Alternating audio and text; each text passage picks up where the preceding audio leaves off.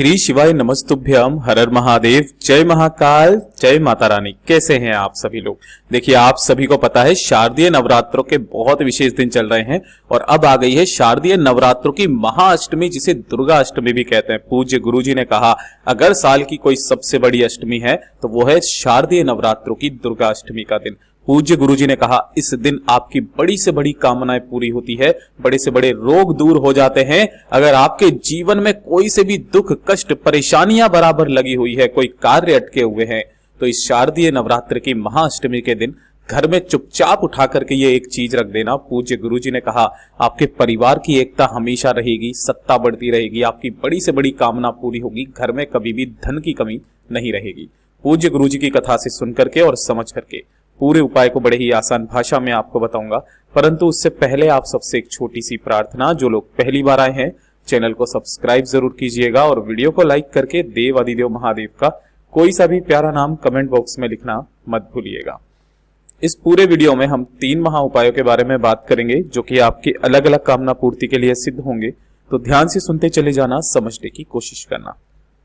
सबसे पहला वाला उपाय आप सभी लोगों के लिए बहुत ही ज्यादा खास होने वाला है। पूज्य गुरुजी ने कहा कि अगर आप चाहते हैं कि समाज में आपके परिवार की, आपकी और आपके समस्त लोगों की इज्जत हमेशा बढ़ती रहे, आपका मान सम्मान बढ़े, परिवार का मान सम्मान बढ़े, परिवार की सत्ता बढ़े, ठीक है, सभी जगह पर आपको ख्याति प्राप्त हो, है ना, जहां पर भी आप जाएं वहां पर आपको इज्जत मिले, तो एक छोटा सा काम जरूर कीजिएगा। पूज्य गुरुजी ने कहा इस अष्टमी के दिन किया गया ये उपाय आपको समाज में कहां से कहां तक पहुंचा देगा, आपने कभी सोचा नहीं होगा। इस वाले उपाय के लिए करना क्या है कि जो आपने इस तरीके से पान का पत्ता देखा होगा, आपको करना क्या है कि कैसे भी करके अगर आपको मिल जाए कि जो पान का जो पौधा होता है उसकी जड़ मिल जाए, ठीक है। तो काफी सारे लोगों ने ये चीज कहा गुरुदेव से कथा के अंदर कि अगर पान के पौधे की जड़ ना मिले तब क्या करना है। तब गुरुदेव ने कहा या तो पान के पत्ते की या फिर पान के पौधे की जड़ ले लो, छोटा सा टुकड़ा। ये नहीं मिलता है तो जो बेल पत्र होता है ना, इस बेल पत्र की ये जो नीचे वाली डंडी होती है ना, ये चीज ध्यान रखना, ये नीचे वाली डंडी होती है, ऐसी आपको 7 डंडियां ले लेनी है। कितने डंडी? 7 डंडियां ले लेनी है, ठीक है। या तो आप छोटी सी एक जड़ ले लो या फिर आप 7 डंडी किसकी ले लो? बेल पत्र की, जो नीचे वाली डंडी होती है ये वाली, ठीक है। इन्हें आपको क्या कर लेना है? पीस लेना है, घिस लेना है। इन्हें घिस करके इसका पेस्ट टाइप से बन जाएगा, थोड़ा सा जल मिला करके, तो थोड़ा सा ऐसे घिस लेना। उसी के अंदर आपको थोड़ा सा मिलाना होगा केसर का चंदन, है ना, या तो केसर मिला लेना, केसर को घिस करके उसी के अंदर मिला लेना। मतलब आपको करना क्या है, इस चीज का ध्यान रखना, बेल पत्र की डंडी को जब आप घिसोगे उसी के अंदर आपको केसर मिलाना है, फिर उसको घिस करके आपको क्या बना लेना है? चंदन बना लेना है। केसर का और बेल पत्र की डंडी का चंदन बना लेना है। बना लोगे और अगर आपको पान के पत्ते की जड़ मिल जाती है ना तो वो ले लेना। इस तरीके से घिस करके जो चंदन निकलेगा ना उसे किसी भी एक कटोरी में रख लेना और 1 लोटा शुद्ध जल अपने घर का ले लेना तांबे के कलश में। केवल ये 2 चीजें लेकर के पहुंच जाना भोलेनाथ के मंदिर में शिवलिंग के पास। यहां पर आपको शिवलिंग के पास पहुंच करके शिवलिंग के पीछे की तरफ उत्तर दिशा की तरफ मुख करके खड़े हो जाना है।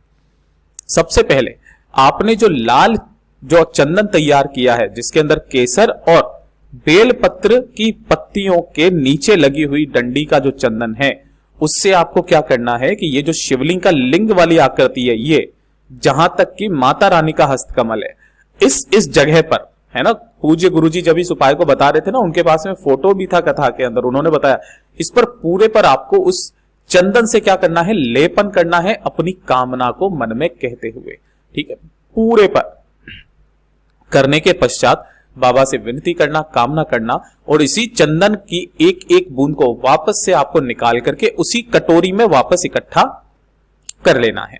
करने के पश्चात 1 लोटा शुद्ध जल जो आप लेकर के आए हो, भोलेनाथ की शिवलिंग पर शिव शक्ति का स्मरण करते हुए, इस दिन शिव शक्ति का स्मरण किया जाता है, 1 लोटा शुद्ध जल शिवलिंग पर समर्पित करना।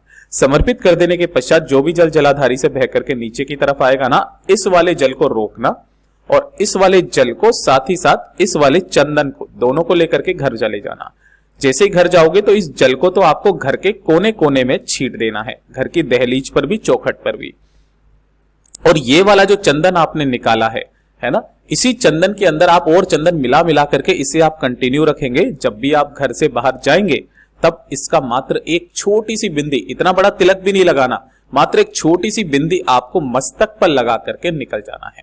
जहां जाओगे वहां पर आपका मान सम्मान होना तय है, हमेशा आप ख्याति प्राप्त करोगे। पूज्य गुरु जी का बहुत अद्भुत और अचूक उपाय है, जरूर कीजिएगा। बात करते हैं दूसरे वाले उपाय की, और ये दूसरा वाला उपाय आज आप सभी लोगों के लिए सबसे ज्यादा विशेष होने वाला है। क्यों?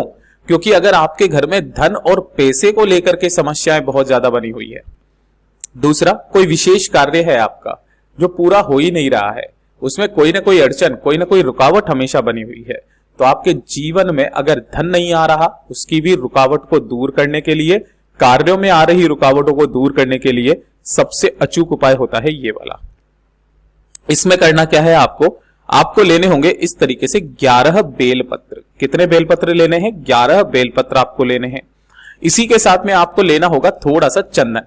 अब जरूरी नहीं है आप लाल चंदन लो, इस जगह पर आप लाल ले लो, लाल नहीं है पीला चंदन ले लो, पीला नहीं है सफेद चंदन ले लो, ये भी नहीं है तो थोड़ा सा केसर को घिस करके आप चंदन बना लो। और थोड़ा सा ही लेना होगा आपको इस तरीके से शहद, मात्र आधा चम्मच बराबर आपको शहद चाहिए, और 1 लोटा शुद्ध जल लेना है अपने घर का तांबे के कलश में, इस तरीके से ले लेना। ठीक है, अब इन्हें लेकर के आपको पहुंचना है भोलेनाथ के मंदिर में, शिवलिंग के पास। किसी भी समय चले जाना अष्टमी तिथि के दिन।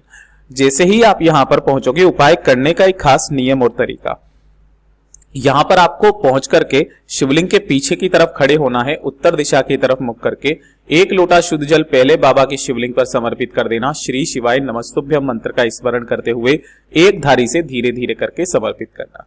समर्पित कर देने के पश्चात जो आपने ये 11 बेलपत्र लिए हैं, इन 11 बेलपत्र पर ध्यान से सुनिएगा। जो ऊपर वाली बीच वाली पत्ती होती है ये वाली, इस पर आपको लगाना होगा चिकने हिस्से की तरफ शहद। ठीक है, इस तरीके से, और एक एक बिंदी आपको इन दोनों पत्तियों पर लगानी है चंदन की। इन दोनों पर किसकी लगाओगे? चंदन, जो भी आपने लिया है उसकी। ठीक है, और एक एक करके आपको करना क्या है, इन सभी बेल पत्रियों को शिवलिंग पर समर्पित नहीं, शिवलिंग पर चिपकाना है। ये नीचे नहीं गिरेंगी क्योंकि आपने शहद लगाया हुआ है। इससे आपको शिवलिंग का श्रृंगार करना है। पूज्य गुरु जी ने कहा कि इस शारदीय नवरात्र की महाअष्टमी के दिन जो व्यक्ति बेलपत्र का श्रृंगार भोलेनाथ की शिवलिंग का कर देता है ना, मेरा बाबा उसके जीवन का श्रृंगार धन से करता है, उसके रुके हुए कामों को बना करके करता है। पूज्य गुरु जी का बहुत अद्भुत और अचूक उपाय है, जरूर कीजिएगा। और आज के वीडियो का सबसे आखिरी और सबसे अंतिम उपाय, तीसरे नंबर का उपाय, कि जो भी महिलाएं आदमी परेशान हैं कि उनके घर में एकता नहीं है ना, परिवार टूट रहा है, तो परिवार में एकता बनाए रखने के लिए, साथ ही साथ लोगों के बीच में प्रेम बढ़ाने के लिए, प्रेम व्यवहार को बढ़ाने के लिए, घर की धन सत्ता को बढ़ाने के लिए इस वाले उपाय को अष्टमी के दिन करना मत भूलिएगा। इसके लिए आपको चाहिए क्या? सबसे पहले पीपल के पत्ते लेने हैं। कितने? 5 पीपल के पत्ते लेना, और इसी अष्टमी के दिन लेना होंगे आपको 8 पान के पत्ते, 5 पीपल के, 8 आम के पत्ते लेना। ठीक है, और थोड़ा सा लेना होगा आपको इस तरीके से पीला कच्चा सूत जो आता है ना, कच्चा सूत, इस तरीके से कच्चा सूत पीले रंग का ना हो, सफेद रंग का इजीली मिल जाता है, तो उसे केसर के पानी में जल में भिगो करके पीला बना लेना। ठीक है, अब आपको करना क्या है कि आपको जाना होगा हनुमान जी के मंदिर में। यहां पर आपको एक गोल बाती का, या तो सरसों के तेल का या गाय के घी का दीपक प्रज्वलित करना है ना, और हनुमान जी से अपने परिवार की सत्ता को बढ़ाने की, एकता बनाने की कामना करते हुए, उसकी रक्षा की कामना करते हुए, हनुमान जी का ये जो उल्टा पैर है ना, इस उल्टे पैर का थोड़ा सा केसरिया चंदन जो होता है ना, इस तरीके से ये जो चंदन होता है ना, इसे निकाल करके लेकर के आ जाना है। घर पे लाने के पश्चात आपको करना क्या है, ये जितने भी पत्ते आपने लिए हैं, 5 पीपल के, 8 आम के, पान के पत्ते, उन सभी पर आपको इससे क्या करना होगा, एक एक स्वस्तिक का निर्माण करना है। सभी पर, सभी पत्तों पर आपको एक एक करके इस तरीके से लगा देना है, स्वस्तिक का निर्माण कर देना है। सभी को एक साथ रख के फोल्ड करके, है ना, जैसे कि ये है ना, तो जो आपने पीला सूत लिया है उसी पीले सूत से आपको करना क्या है, इन सभी को इस तरीके से बांध देना है। बांध करके ये जो पोटली बनी है ना, आपके घर के साइड की जो भी पूर्व दिशा की दीवार है, ये चीज ध्यान रखना, पूर्व दिशा की दीवार है, उधर पूर्व दिशा की दीवार की तरफ आपको इन सभी पत्तों को क्या कर देना है, लटका देना है। अष्टमी तिथि के दिन कितने दिन तक लटके रहने देना है इसे लटके रहने देना है आपको कम से कम 7 दिन। और 7 दिन के पश्चात अपने पूरे घर में इसे घुमा करके किसी भी बहते नदी, तालाब, सरोवर के अंदर इसे प्रवाहित करके आ जाना। उसके बाद में देखिएगा आपके परिवार में किस तरीके से धन संपदा बढ़ती है, वैभव बढ़ता है। पूज्य गुरु जी के ये सभी उपाय बहुत ही ज्यादा खास और अद्भुत है, जरूर कीजिएगा। वीडियो पसंद आए तो लाइक जरूर करना, चैनल को सब्सक्राइब जरूर कीजिएगा। मैं आपसे मिलता हूं अगले वीडियो में, तब तक के लिए ओम नमः शिवाय, हर हर महादेव, जय महाकाल।